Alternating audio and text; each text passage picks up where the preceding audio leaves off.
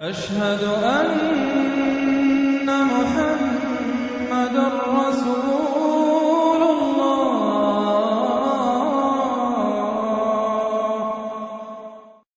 سورۃ الغاشیہ۔ بسم اللہ الرحمن الرحیم۔ هل اتاک حدیث الغاشیہ، کیا پہنچ چکی ہے تمہارے پاس اس ڈھانپ لینے والے کی خبر؟ وہ جب آئے گی قیامت ڈھانپ لے گی۔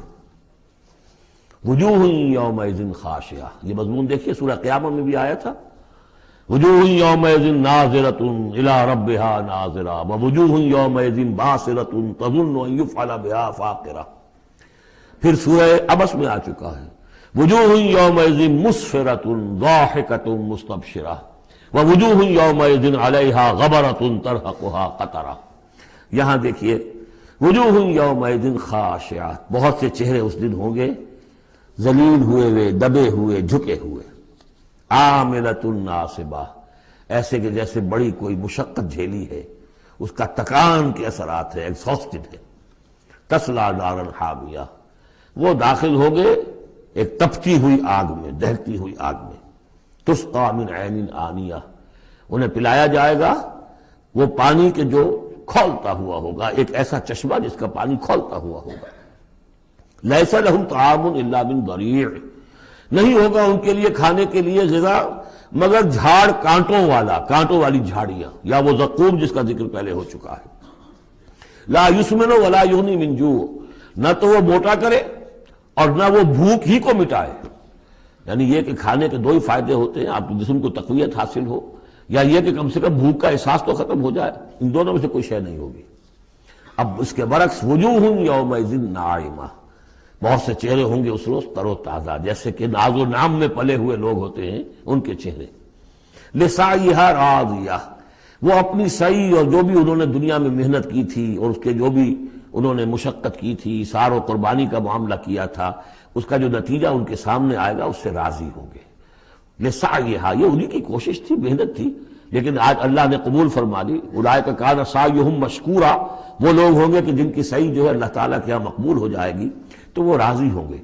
فی جنت عالیہ، ایک باغ میں جو بہت بلند ہوگا، اونچا۔ لا تسمع فیہا لاغیہ، اس میں وہ کوئی لغو بات بھی نہیں سنیں گے۔ کوئی لغو بات سننے سے بھی انسان کو کوفت ہوتی ہے، تو اور تو کوئی بات کیا، جھوٹ سننا یا کوئی الزام، یہ تو اس کا سوال نہیں، لغو بات بھی نہیں سنیں گے۔ فیہا عین جاریہ، اس میں ایک چشمہ ہے جاری، چلتا ہوا، بہتا ہوا۔ فیہا سرر مرفوعہ، اس میں اونچے تخت ہیں رفیع۔ واکواب موضوعہ، اور آب خورے ہیں، کپس ہیں، جام ہیں کہ جو رکھے ہوئے بڑے حساب سے، بڑی عمدگی سے چنے ہوئے۔ ونمارق مصفوفہ، اور قالین ہیں جو صف کے اندر بچھائے ہوئے ساتھ کے ساتھ لگا کر۔ وزرابی مبثوثہ، اور مخمل کے نہالچے ہیں جو ہر جگہ جگہ پھیلے ہوئے ہیں، تھوڑی دیر کے لیے ادھر جا کے بیٹھنا ہے تو وہاں بھی ہے۔ افلا ينظرون الى الابل كيف خلقت، یہ وہ آیات ہے قرآن کی کہ جس میں جو علامہ اقبال نے کہا ہے کہ آبزرویشن، دیکھو اور پھر نتیجے نکالو۔ یہ جو کلچر ہے یہ قرآن نے پیدا کیا ہے۔ توہمات، ایسے ہی بنائے ہوئے عقائد جن کے لیے کوئی سند نہیں، نہ عقل میں ہے اور نہ نقل میں ہے۔ یا تو وہی ہے، ریویلڈ نالج ہے جو اس میں ہے، عقل میں آئے یا نہ آئے وہ اللہ کی بات ہے، وہ ماننی ہے۔ لیکن اس کے بعد اس سے ماورا کوئی بات جو خلاف عقل ہے وہ نہیں مانیں گے۔ وہ پھر ہونی چاہیے ان السمع والبصر والفؤاد کل اولئک کان عنہ مسئولا، پھر اس سے ہے۔ تو اب دیکھو افلا ینظرون الی الابل کیف خلقت، تو کیا یہ غور نہیں کرتے، دیکھتے نہیں ہیں کہ اونٹوں کو کیسے بنایا گیا ہے، ان کے جسم کی کتنی ہم آہنگی ہے ان کے ماحول کے ساتھ۔ پورے ہفتے انہیں پانی نہ ملے لیکن وہ چلتے رہیں گے، کھانے کو نہ ملے چلتے رہیں گے۔ ان کے پاؤں ایسے بنائے کہ دھستے نہیں ہیں ریت کے اندر۔ کیف خلقت وإلی السماء کیف رفعت، اور آسمان کیسے اس کو بلند کیا گیا ہے۔ یہ اسٹرانومی والوں کا فیلڈ ہے، وہ سمجھے کیسے ہے یہ۔ وإلی الجبال کیف نصبت، اور یہ جو پہاڑ ہے یہ کیسے گاڑ دیے گئے، یہ جیولوجی والوں کا فیلڈ ہے، وہ اس پر تحقیق کریں۔ وإلی الارض کیف سطحت، اور زمین کو نہیں دیکھتے کیسی بچھا دی گئی ہے۔ ویسے اس کا ایک خاص وہ سمجھ لیجئے پس منظر بھی ہے کہ کن چیزوں کی طرف، ویسے تو ہر کائنات کی ہر شے اللہ کی نشانی ہے۔ ان فی خلق السماوات والارض واختلاف اللیل والنہار والفلک التی تجری فی البحر بما ینفع الناس وما انزل اللہ من السماء من ماء فاحیا به الارض بعد موتها وبث فيها من كل دابة وتصريف الرياح والسحاب المسخر بين السماء لآيات لقوم يعقلون. ہر شے آیت ہے. شیخ سعدی کہتے ہیں برگ درختان سبز در نظر ہوشیار ہر ورق دفترست از معرفت کردگار. یہ جو درخت ہیں ان کے جو پتے ہیں سفید ہرے ہرے پتے، جو دیکھنے والی آنکھ ہے اس کو تو یہ ہم میں سے ہر پتا ایک دفتر نظر آتا ہے معرفت کا، اللہ تعالیٰ کی معرفت کا. اور آج ہمیں معلوم ہوا ہے کچھ نہ کچھ. آج سے پہلے لوگوں کو معلوم نہیں تھا کہ ہر پتے میں ایک فیکٹری ہے، فوٹو سنتھسس کی فیکٹری ہے، کہ جو یہ سولر انرجی ہے اسے وہ جذب کر رہی ہے اور اس کو جو ہے کنورٹ کر رہی ہے. وہی انرجی ہے جو لکڑی کے اندر سٹور ہو رہی ہے، پھر آپ لکڑی جلا کر نکال لیتے. یہ آگ کہاں سے آ گئی؟ وہی سولر انرجی، اس کی سورس وہی ہے. اور اس سولر انرجی کو، سورج کی اس حرارت کو جذب کر رہا ہے یہ پتا، اور وہاں وہ عمل جاری. ہر پتا ایک فیکٹری ہے فوٹو سنتھسس کی. تو برگ درختان سبز در نظر ہوشیار ہر ورق دفترست از معرفت کردگار. لیکن یہاں چار چیزوں کا ذکر جو ہوا ہے یہ ایک خاص پس منظر ہے.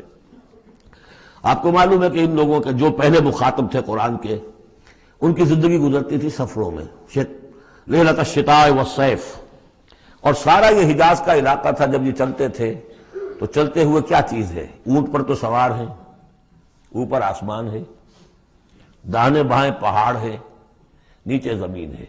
یہ چار چیزیں وہ تھی کہ جو ان کے لیے ہر وقت ہر آن ان کی نگاہوں کے سامنے.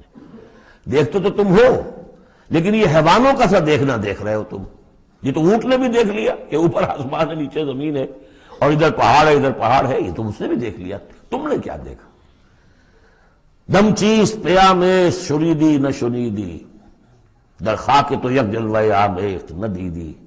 یہ سانس جو آ رہا ہے یہ پیام ہے، کوئی پیغام ہے اللہ کا. کبھی سنا ہے کہ نہیں سنا؟ اور تمہاری خاک کے اندر ایک جلوہ بھی ہے، جلوہ ربانی، روح ملکوتی بھی ہے. کبھی دیکھا ہے اس کو؟ دیدن دیگر آموز شریدن دیگر آموز. یہ صرف حیوانوں کا سا دیکھنا اور حیوانوں کا سا سننا. اس سے ذرا آگے بڑھو، انسانوں کا سا دیکھنا، انسانوں کا سا سننا سیکھو. تو یہ ہے وہ کہ اب ان کو دیکھو، ان چیزوں کو آبزرو کرو، ان کی حکمتوں کو دیکھو، ان کو انویسٹیگیٹ کرو. اس میں قوانین فطرت جو ہیں، قوانین طبعی ہیں، ان کا انکشاف ہوگا. یہ ساری چیزیں تمہارے لیے مسخر کر دی گئی ہیں. تم ان کو ماسٹر کرو، ان کو اپنے استعمال کرو، ایکسپلائٹ کرو. یہ سارا کام تمہارے لیے ہے. تمہیں خلافت دی گئی ہے زمین کی. پوری دنیا تمہارے لیے بنائی گئی ہے. خلق لکم ما فی الارض جمیعا، تمہارے لیے بنائی گئی. لیکن یہ کہ اس میں توہمات ہو جائیں تو پھر ظاہر بات ہے کہ وہ علم کا راستہ رک جائے گا. افلا ينظرون الى الابل كيف خلقت والى السماء كيف رفعت والى الجبال كيف نصبت والى الارض كيف سطحت فذكر انما انت مذکر. تو اے نبی آپ نصیحت کرتے رہیے، تذکیر کرتے رہیے، ان کو بتاتے اور سکھاتے رہیے، یاد دہانی کرتے رہیے. آپ تو بس یاد دہانی کرانے والے ہیں. آپ ان کے اوپر لست علیہم بمسیطر، آپ کو داروغہ نہیں ہے کہ کان پکڑ کر لے آئیں ان کو ہدایت کے راستے پر. یہ آپ کا کام نہیں. الا من تولا وکفر، سوائے اس کے کہ جس نے منہ موڑا اور کفر کیا. فیعذبہ اللہ العذاب الاکبر، پھر اس کو تو اللہ عذاب دے گا، سب سے بڑا عذاب. کیوں سب سے بڑا عذاب؟ رسول کے آنے کے بعد جبکہ حق بالکل عریاں ہو کر سامنے آ جائے، کوئی شک و شبہ باقی نہ رہے، ان کی سیرت کے بارے میں، ان کی شخصیت کے بارے میں کوئی داغ نہیں، کوئی دھبا نہیں، کوئی انگلی اٹھ نہیں سکتی. اور جس طریقے سے آیات ربانیہ انہوں نے پڑھ پڑھ کر سنا دی ہیں، اب بھی اگر کوئی نہیں ہے تو معلوم ہوا کوئی خیر نہیں ان کے اندر. اب یہ شدید ترین عذاب کے مستحق ہیں. ان الینا ایابہم، اے نبی ان سب کو ہماری طرف لوٹ کر آنا ہے. ثم ان علینا حسابہم، پھر ہمارے ذمہ ہم حساب لے لیں گے. آپ اپنا کام کیے جائیے، جو آپ کا فرض ہے آپ ادا کیجئے، باقی یہ ہم پر چھوڑیے. ذرنی والمکذبین، مجھے چھوڑ دیجئے، میں ان سے نمٹ لوں گا. ذرنی والمکذبین اولی النعمہ مہلہم قلیلا. دیکھیے کس طرح یعنی سورہ تاریخ جو ختم ہوئی ہے کہ ایک ہی آیت میں مہلہم، آپ کو ان کو ذرا دیجئے، مہلت دیجئے. امہلہم دونوں صیغوں میں، باب تفعیل بھی اور پھر باب افعال بھی. ان الینا ایابہم ثم ان علینا حسابہم اللہم حاسبنا حسابا یسیرا. اللہم حاسبنا حسابا یسیرا. آمین یا رب العالمین.